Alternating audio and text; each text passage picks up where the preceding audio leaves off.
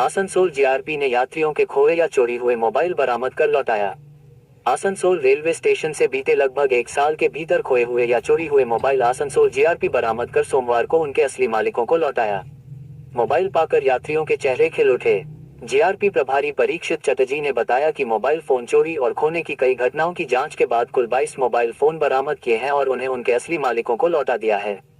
Police पिछले काफी समय से थाना में दर्ज चोरी व गुम हुए मोबाइल फोन की हर शिकायत की जांच कर रही थी। इसके बाद सोमवार को असली मालिकों को आसनसोल जीआरपी में बुलाकर मोबाइल फोन उन्हें सौंप दिया गया। हर किसी के मोबाइल फोन में कुछ महत्वपूर्ण दस्तावेज हो सकते हैं। उन्होंने सभी को मोबाइल फोन को सावधानी से रखने की सलाह दी है। वहीं एक यात्री ने बताया कि वह तो शिकायत करने के बाद भूल गए थे कि उनको उनका मोबाइल मिलेगा। मोबाइल मिलने पर उन्होंने जीआरपी को धन्यवाद दिया।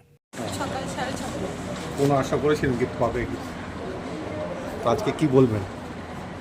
আসানসোল জিআরপিএসকে ধন্যবাদ দেবো, যাতে মানে আমার খুব শখের ফোন ছিল, অনেক কষ্ট করে কিনেছিলাম, তো পেয়েছি, এটাই অনেক। স্যারদেরকে অসংখ্য কি ফোন ছিল? Vivo V25। তো কোথা থেকে মানে আর আমি ট্রেনে উঠে বসেছিলাম, হাত থেকে নিয়ে চলে গিয়েছিল।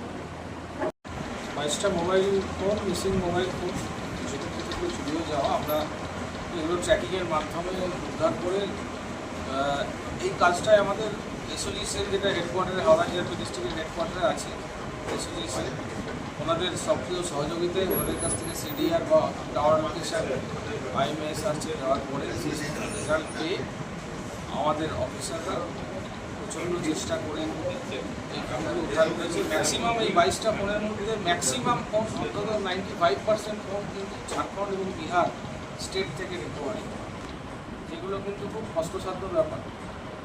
অত দূর দূরান্তের আমাদের সেরকম কন্টিনিউয়াস মনিটরিং ছিল, তার সঙ্গে আমাদের একজন কনস্টেবল, তার নামও বলতে বাধ্য হচ্ছি।